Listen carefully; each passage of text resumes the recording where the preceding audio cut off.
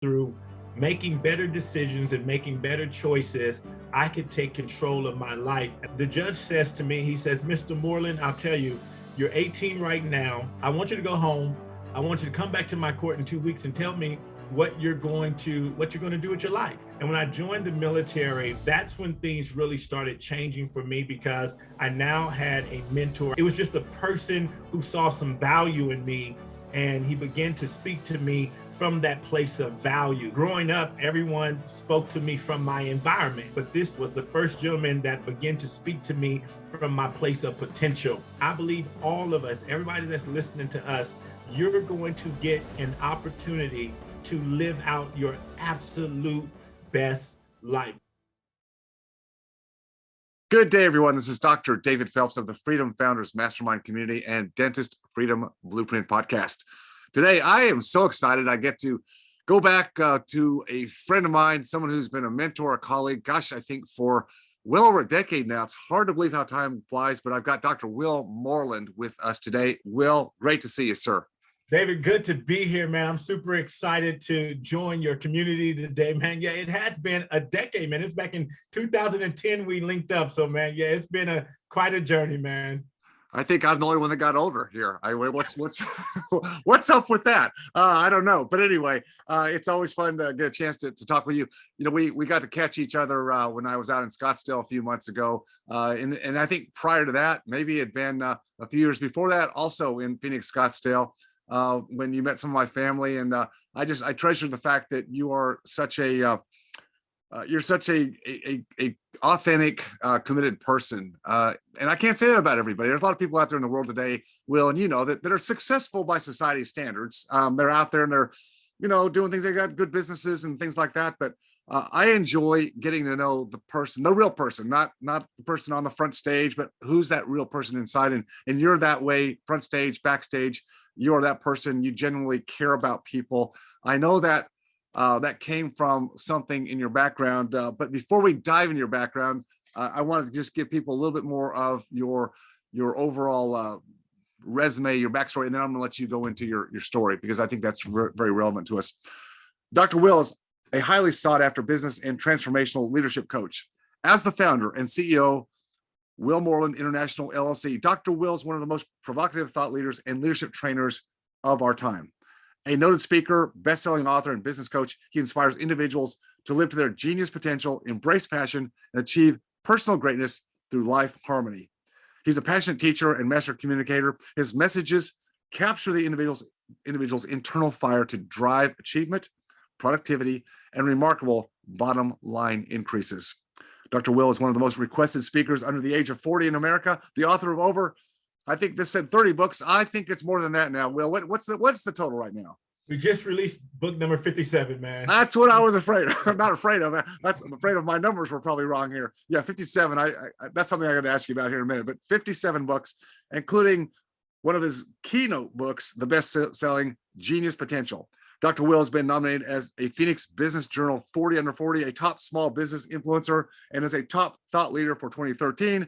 Dr. Will is a highly regarded business coach and trainer working with clients ranging from small businesses to celebrity clients who seek his wisdom on branding, team execution, and leadership governance. And again, I'll bet there's a lot more there, because if you're at book 47 and this was book 40, some time has transpired. Anyway, you are all that's said there, because I know you well.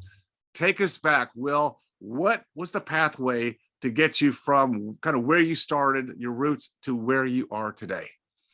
Yeah. Thank you for that. But first, let me say this. We talked about meeting back in Scottsdale. I had an opportunity to meet your family, and I had a conversation with your dad, because I was so impressed that all the family was there. None of the grandkids looked like they were miserable. Everybody looked like they wanted to be there. And I pulled your dad to the side and I asked him, I said, how did you accomplish this? How did you get everyone to come here to Scottsdale, Arizona, and invest Christmas here? And he gave me this wisdom that has stayed with me forever. And he says, while I was in practice, I never did anything that would compete with my family time. And he said, I didn't go golfing. I didn't hang out with the guys. I invested all this time with my family. And I say that to say this. My daughter who is 19 now. She's serving in the United States Navy, and she's out the home, but she calls me or her mother almost every day. Either myself or her mom are in contact with her. And I attribute a lot of that to that wisdom I got from your father. I shifted my mindset, shifted my business to make sure that I wasn't only in the home, but I was present in the home. And so that wisdom I got from your father, I will internally be grateful for that. My 11-year-old son, he still comes up, hugs me, gives me a kiss, still wants to hang out with dad. And I do believe that's because the investment of time that I put in there. So I wanted to say that, man, I'm always indebted to your family for giving me that model. And that picture of what I always wanted. And that leads me into where I started off in Compton, California. If anybody is familiar with Compton, California, when I was growing up there, it was said to be the worst city in America. But I'll tell you, David, it didn't feel like the worst city, because inside my home, I was raised by my single mother and my grandmother. I got the love, I got the character, I got my godly principles inside the house. Although I was aware that, there was dangers on the outside, it was that the worst of times, the best of times type of thing going on. And even as I get older and I begin to reflect on my upbringing, I really grew up in a phenomenal setting as it relates to, when I think about my grandmother, who was a African-American woman raising her kids as a single mother. We grew up in a home that she bought in the early 70s. This is right off the heels of it even becoming legal for her to be able to do that. So I didn't, as a kid, realize how phenomenal that was. And then when I looked at the neighbors that we had, Miss Knox and Miss Kennedy, these were also African-American women in the early 70s that had bought homes. And so I really appreciate what they were able to do. But as I said, I grew up single parent, got into a little bit of trouble, found myself on the wrong side of the tracks. And I had an opportunity at the age of 18 years old. I had the opportunity to join the United States military. And when I joined the military, that's when things really started changing for me, because I now had a mentor. I didn't know these fancy terms, mentor, coaches, and all that type of stuff. It was just a person who saw some value in me, and he began to speak to me from that place of value. Growing up, everyone spoke to me from my environment. You're in Compton, California. You're raised by a single mother. You're probably going to end up in jail, or if you're not in jail, you're probably going to end up dead. But this gentleman by the name of Walter Babbs was the first gentleman that began to speak to me from my place of potential. And he asked me this question that changed my life. He says, Will, where do you see yourself in 5 years? Where do you see yourself in 5 years? Now, up until this time, everybody had told me, you're not going to even make it past your 18th birthday. And if you do, you're going to be in jail. He's the first one that asked me about my vision for my life. Where do you see yourself? And at that time, I didn't have an answer for him. And he says, I want you to go home this weekend, and I want you to think about, where do you see yourself in 5 years? I went home, thought about it that weekend. I came back and I said, well, Sergeant Major, I want to be a good soldier and I want to get my education. He says, I can help you with those two things. If you're serious and you're committed, I can help you become a better soldier, and I can help you get your education. And he stayed true to that. And he got me enrolled in college. I got enrolled in college. He put mentors around me to help me become a better soldier. And those two things that he did for me really began to transform my life. I got into these new settings of education. A lady gave me a book. You may be familiar with this book. I'm not sure if anybody's read it, but a lady gave me this book entitled Think and Grow Rich. Sure. I think a few people know about that book. Just a few. Book, right? Just a few. She says, Will, I'm in college classes, and she says, Will, I think this book will benefit you if you read this book. I began to read this book, and I was just blown away, like most people that read the book. And the thing for me was that I could take control of my life, that I could take control of my life through making better decisions and making better choices. I could take control of my life. And I tell you, when I read that book, it just opened up Pandora's box for me, because as you know, you read that book and he's mentioning so many other people in that book. And I'm like, well, who is this? And so now it leads you on this rabbit trail of that you want to learn who all these people are. And so now I'm creating this library of success, and I'm reading about all of these fascinating peoples. But then as the book lays out, you start learning these principles. You start learning these principles. And so for me, that's where I'll break right there. But getting into the military, getting around some great leaders really began to chart me on the right course. You know, that's really important, I think, Will. And as you said, very humbly, you came from an environment, a physical environment. You spoke so highly of your mother and your grandmother. And I think that was a key, because that's where you got the principles in life. Unfortunately, we know a lot of young people don't have that in their family, no matter where their physical environment is. You know, Compton, California. You know, I've heard you tell the stories about Compton and the danger there. Of course, when you're young, you don't know the difference, right? I mean, you're young, you just go, well, like, this is what it is. But the key thing for you, it seems to me, is, you know, your mother and your grandmother, stalwart women of faith and principle in themselves. That being said, there still was an environment outside of the home that, you know, they couldn't control 24/7. So you said, I got into a little bit of trouble, got on the wrong side sometimes. I mean, that's again part of environment. Would you say, that, getting into the military, was that, because a lot of people talk about luck in life. Well, I was lucky. And having a mentor like Walter Babbs, is that luck, or are you just like putting yourself in an environment where luck and opportunity seems to happen? Because a lot of people kind of get that backwards. What do you say to that? I think for me, I think all of us have a divine assignment in our lives. And no matter where you start, no matter where you come from, I believe everybody's going to get an opportunity to live out their best life. They're going to get the opportunity. Now, whether you take that opportunity and whether there's an awareness of that opportunity is going to play a major role. And I'll take you a little bit back just to give some more context. So I had got arrested. And when I got arrested, this gentleman I call my first disruptor was this judge. And the judge says to me, he says, Mr. Moreland, I'll tell you, you're 18 right now. And if I send you to jail, you'll have this record for the rest of your life. What are you going to do with your life? And he allowed me to go home for 2 weeks. And he says, I want you to go home. I want you to come back to my court in 2 weeks and tell me what you're going to do with your life. Why shouldn't I put you in one of our nice facilities, AKA jail? And so I went back 2 weeks. I didn't know what I was going to do. 3 days before it's my time to go back to court, another gentleman by the name of Corey Oliver comes up to me, and he says, hey, have you ever thought about going to the Army? And I looked at him and I laughed and I did a little chuckle, because guys in my neighborhood, we don't go to the Army.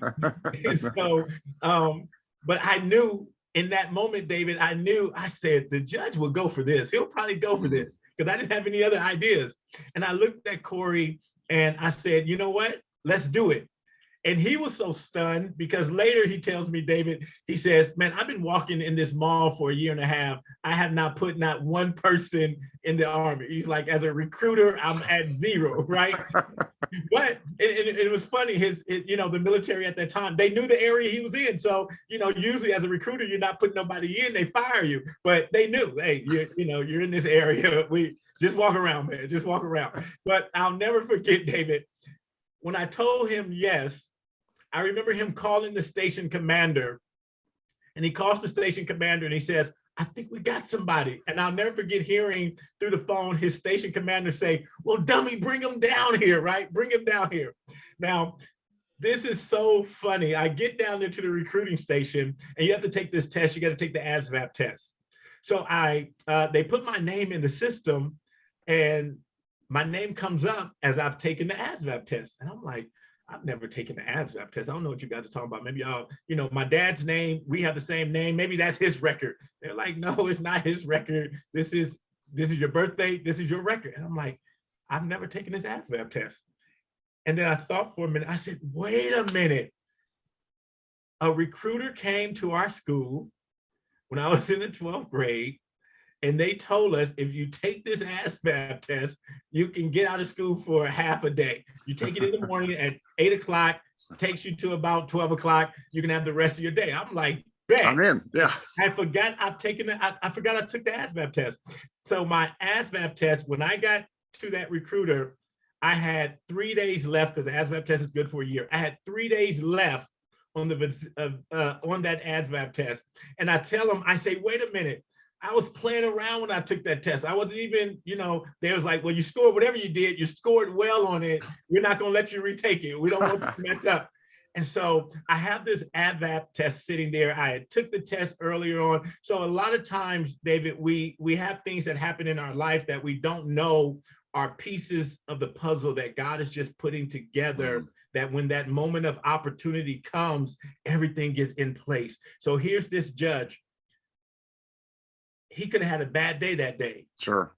And sent everybody to jail. Yep. Right? I could have had a different judge that day that sent everybody to jail that day. But for whatever particular reason, God's divine ordinance, whatever, he says, Will, I'm going to give you an opportunity. I then meet Corey Oliver. From meeting Corey Oliver, I then meet Walter Babs. And so these connecting pieces, I believe all of us, everybody that's listening to us, you're going to get an opportunity to live out your absolute best life. There's a favorite scripture that I love, Jeremiah 29:11, and it says, God knows the thoughts that he has for you, to give you an expected end. And all of us have that. Now, you may be released in a situation like mine. You may be released in some unfavorable situation. So it may be hard to navigate and hard to see it, but it's there. Yeah. And I believe that God works through people, and he'll put, special people in our lives. You're listening to this podcast today. This may be your moment.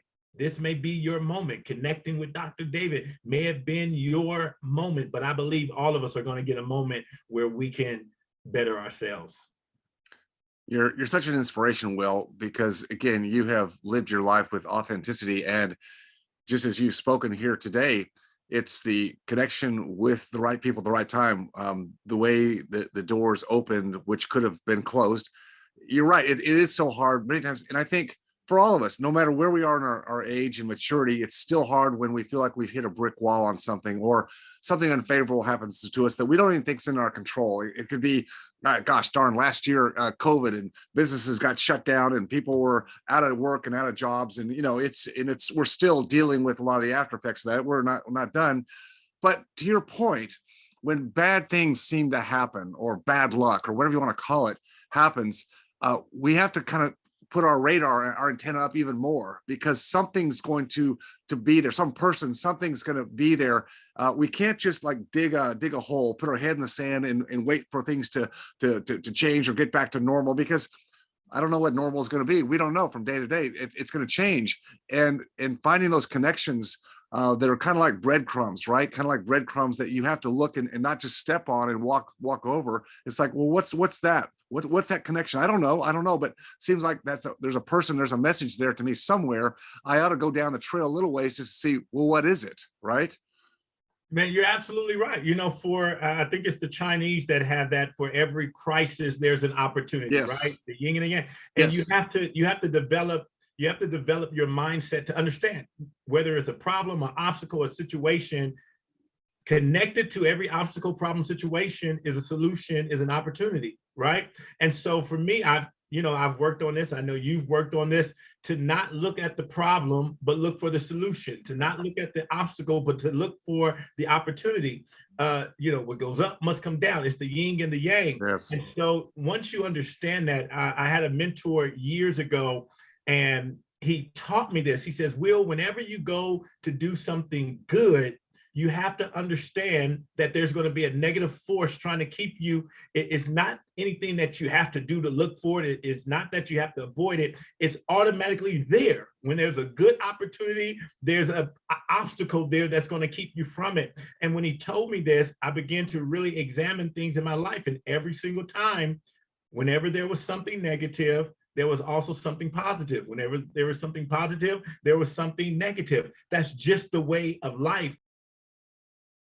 If you enjoyed watching or learning from this video, please leave a like and subscribe to my channel for more content.